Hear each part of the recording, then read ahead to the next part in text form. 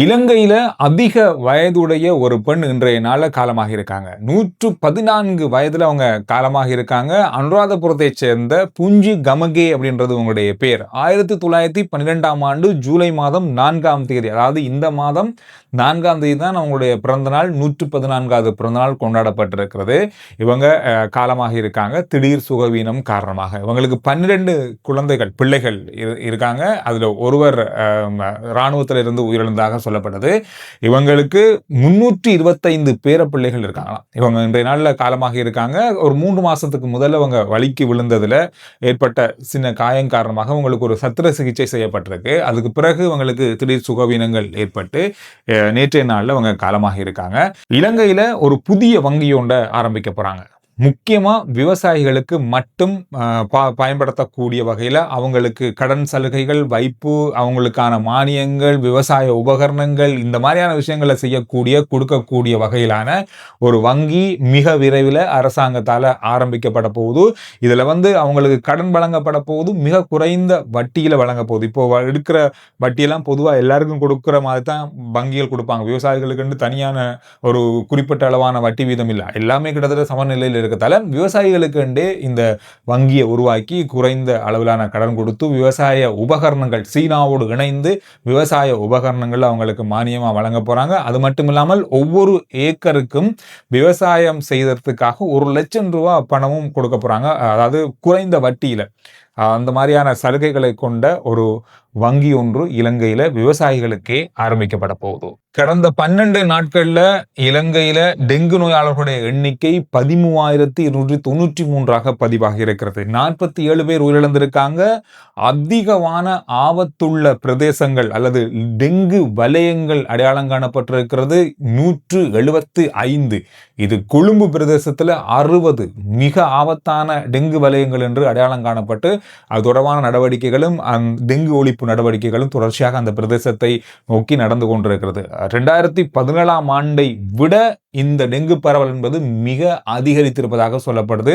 ஒட்டுமொத்தமா 2017ஆம் ஆண்டுல தான் இதுவரைக்கும் அதிகமான டெங்கு நோயாளர்கள் பதிவாகிய ஆண்டாக இருந்தது. இதுக்கும் அதிகமாக இந்த வருஷம் பதிவாகக்கூடிய வாய்ப்பு இருப்பதாக சொல்லப்படுது. இந்த ஒரு மாதம் முதல் 2 மாசத்துக்குள்ளேயே 68,000 தாண்டி இருக்கிறது டெங்கு நோயாளர்கள் எண்ணிக்கை. 2017ஆம் ஆண்டு 1,86,000 பேர் பதிவாகி இருந்தது டெங்கு நோயாளர்கள் எண்ணிக்கை. அந்த நேரத்தில் ஒரு நாளைக்கு 400 முதல் 500 பேர் தான் டெங்கு நோயால் பாதிக்கப்பட்டு வைத்தியசாலைக்கு வந்திருக்காங்க, அனுமதிக்கையும் பட்டிருக்காங்க. ஆனால் இப்போ 1000ஐயும் தாண்டிய எண்ணிக்கை பதிவாகி கொண்டிருக்கிறது. சில நேரங்களில் 2000ஐயும் தாண்டிய நோயாளர்களும் பதிவாகி இருக்காங்க. இது ஒரு ஆபத்தான நிலை.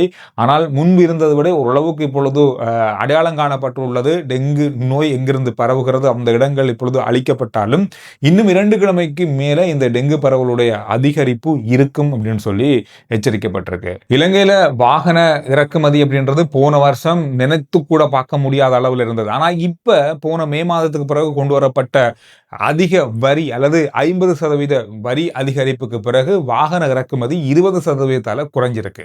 ஆனாலும் இன்னும் வாகன இறக்குமதி முற்றுமுழுதாக குறையல. தேவையானவங்க வாங்கி கொண்டுதான் இருக்காங்க.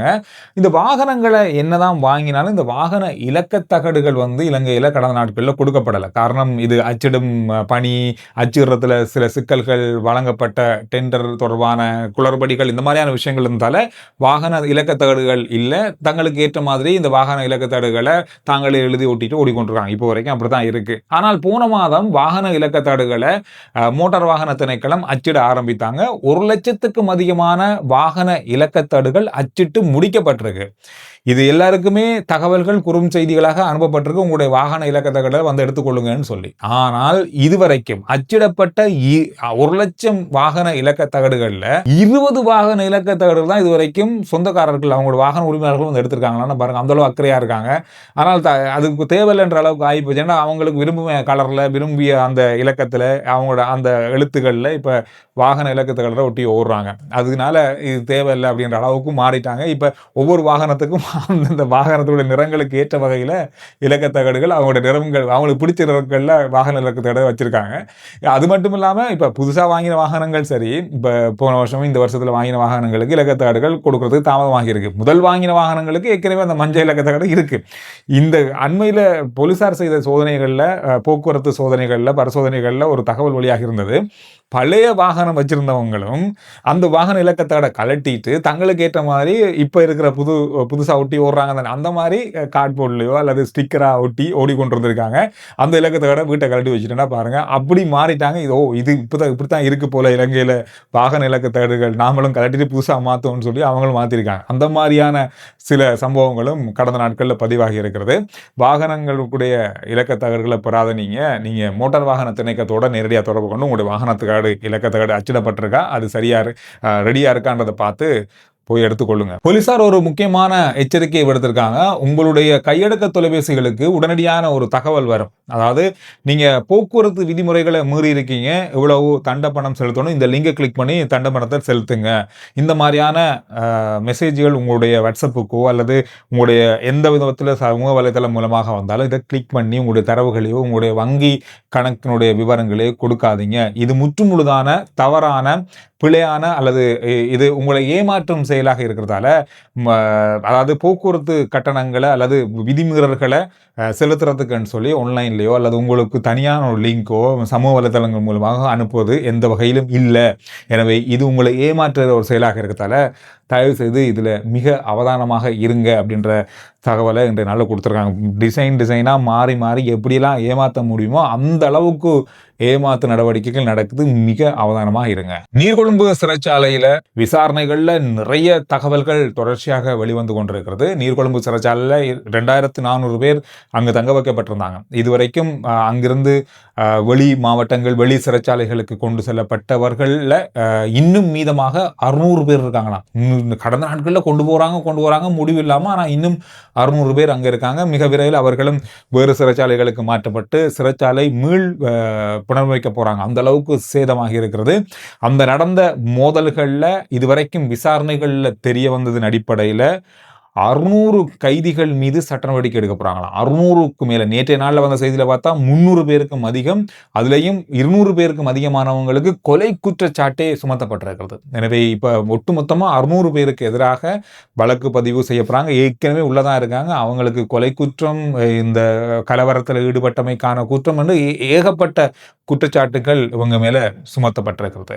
சர்வதேச ரீதியிலே இன்று பெரிசா பார்க்கப்பட்ட முக்கியமான செய்தி, 27 உறுப்பு நாடுகளை கொண்ட ஐரோப்பிய ஒன்றியம் சமூக வலைத்தளங்களை சிறுவர்களுக்கு, குறிப்பாக 13 வயதுக்குட்பட்டவர்கள் பார்ப்பதற்கு பயன்படுத்துவதற்கு தடை விதிப்பதற்கான முழுமையான ஆலோசனையை இப்பொழுது கொண்டு வந்திருக்காங்க. இது தொடர்பான பரிந்துரைகள் செய்யப்பட்டு இது ஏற்றுக்கொள்ளப்பட்டிருக்கிறது. மிக விரைவில் இது தொடர்பான அனைத்து விதமான நடவடிக்கைகளும் எடுக்கப்படும். 27 நாடுகள், ஐரோப்பிய நாடுகளில் 27 நாடுகள் இதற்கு ஒப்புதல் வழங்கி இருப்பதாக சொல்லப்பட்டிருக்கிறது. இது மட்டுமில்லாமல் சில நிபந்தனைகளின் அடிப்படையில் சமூக வலைதளங்களை அவங்களுக்கு பயன்படுத்துறதுக்கு அனுமதியும் வழங்குறதுக்கான திட்டங்களும் இதில் கொண்டு வரப்படுறாங்க. பெற்றோர்களுடைய அனுமதியோட, பாடசாலை ஆசிரியர்களுடைய அனுமதியோட, பாடசாலை தொடர்பான சில சமூக சம்பந்தமான விஷயங்களை அறிந்து கொள்வதற்காக சமூக வலைத்தளங்களை குறிப்பிட்ட அல்லது மட்டுப்படுத்தப்பட்ட அளவில் அவங்களோட அனுமதியோட இதை பாவிக்கிறதுக்கு தான் அவங்களுக்கு அனுமதி வழங்கி தான் இந்த சட்டத்தை கொண்டு வர போறாங்க. எனவே 13 வயசுக்கு உட்பட்டவங்க யாருமே ஐரோப்பிய ஒன்றியத்தில் இருக்க 27 நாடுகளில் இனி சமூக வலைத்தளத்தை தாங்களாவே தங்களுடைய பேர்களிலேயே வைத்திருக்க முடியாது, பயன்படுத்த முடியாது என்ற சட்டத்தை கொண்டு வரப்பாங்க. ஏற்கனவே ஆஸ்திரேலியா, அமெரிக்கா, இந்தியாவுடைய சில பகுதிகள், ஏன் இலங்கை, UK, இந்த மாதிரியான பல நாடுகள் இது தொடர்பான பலதரப்பட்ட விஷயங்களில் கவனம் செலுத்தி வராங்க. பல நாடுகள் அமுலும் படுத்திட்டாங்க. எனவே இன்னும் இந்த நாடுகள் தொடர்ச்சியாக இந்த சமூக வலைத்தளங்களை சிறுவர்கள் பயன்படுத்துவதற்கான தடையை விதிப்பதற்கு ஆலோசனை செஞ்சு வராங்க. இது ஒரு பெரிய விஷயமாக பார்க்கப்படுது. ஒவ்வொரு நாடுகளும் செய்கின்ற விஷயத்தை வைத்துக்கொண்டு எல்லா நாடுகளும் இதற்கு ஒரு ஒருங்கிணைத்த பாதையில் செல்லக்கூடிய வகையில் தான் இது இருக்கு. ஏன்னா நிறைய சமூக வலைதளங்களால் சிறுவர்கள் பாதிக்கப்படுறாங்க, அவங்களுடைய மனநலம் பாதிக்கப்படுது, அவங்க படிப்பில் கவனம் செலுத்தாமல் இந்த மாதிரி சமூக வலைதளங்கள் மேலே அதிக ஆர்வமாக இருக்காங்க. இந்த மாதிரியான விஷயங்களை தவிர்க்கிறதுக்கு இந்த நடவடிக்கை பல நாடுகள் எடுத்து வராங்க. அமெரிக்காவுக்கும் ஈரானுக்குமான இந்த யுத்தமானது மீண்டும் ஒரு பெரிய பரபரப்பை ஏற்படுத்தியிருக்கிறது. கச்சா எண்ணெயுடைய விலையில் பெரிய மாற்றத்தை கொண்டு வந்திருக்கிறது. இந்த மாதிரி நிறைய சிக்கல்கள் தொடர்ச்சியாக இடம்பெற்று கொண்டிருக்கிறது. சர்வதேச அணு கண்காணிப்பு அமைப்பு, அந்த அமைப்பு ஈரானிடம் ஒரு கோரிக்கையை முன் வச்சிருந்தாங்க. ஈரானில் என்னென்ன இடங்கள்ல அணு ஆயுதம் இருக்கு, மற்றும் அணு ஆயுதம் தொடர்பான செறிவூட்டல்கள், யுரேனியம் செறிவூட்டல்கள் என்பது தொடர்பான ஆய்வுகளை செய்யறதுக்கு அனுமதி கேட்டிருந்தாங்க. ஏற்கனவே அவங்க கிட்டத்தட்ட ஓரளவுக்கு இந்த பேச்சுவார்த்தை மூலமாக செய்யக்கூடியதாக இருக்கும்னு சொல்லப்பட்டாலும் இன்றைய நாளில் அந்த கோரிக்கையை முற்றுமுழுதாக மறுத்து நிராகரித்திருக்காங்க. அப்படி எந்த வகையிலும் எங்களுடைய நாட்டுக்குள்ள பரிசோதனை செய்ய முடியாது என்றதை சொல்லியிருக்காங்க. இதனால பல ஐரோப்பிய நாடுகள் இப்பொழுது ஈரான் மீது மிகப்பெரிய கண்டனங்களை செலுத்த ஆரம்பிச்சிருக்காங்க. பிரான்ஸ் மற்றும் அதை அண்டியுள்ள நாடுகள், முக்கியமான G7 நாடுகள், இந்த நாடுகள் எல்லாமே ஐரோப்பிய ஒன்றியத்தை சேர்ந்த நாடுகள் எல்லாமே ஈரான் மீது வைத்திருக்கின்ற பொருளாதார தடை, அவங்க மீது வைத்திருக்கிற தடை எதையும் நீக்கக்கூடாது, அவங்களுக்கு எதிரான கடுமையான நடவடிக்கை எடுக்கப்பட வேண்டும் என்று பலதரப்பட்ட நாடுகளுடைய குரல்கள் இப்பொழுது இந்த அவங்களுடைய அறிவித்தலுக்கு பிறகு எழுந்திருக்கிறது. இன்றைய நாளில் மத்திய கிழக்கினுடைய பல இடங்கள் நோக்கி ஈரானுடைய ஏவுகணை தாக்குதல்கள் நடத்தப்பட்டிருக்கிறது. நேற்று இரவு ஈரான் மீது பலமான தாக்குதல்களை தாங்கள் நடத்தியதாக அமெரிக்கா அறிவித்தாங்க. இந்த மாதிரி மாறி மாறி இந்த தாக்குதல் தொடர்பான செய்திகளை இன்றைய நாளிலேயும் பார்க்கக்கூடியதாக இருக்கிறது. மத்திய கிழக்கு மீண்டும் ஒரு தடவை பதட்ட நிலையை அடைந்து கொண்டிருக்கிறது.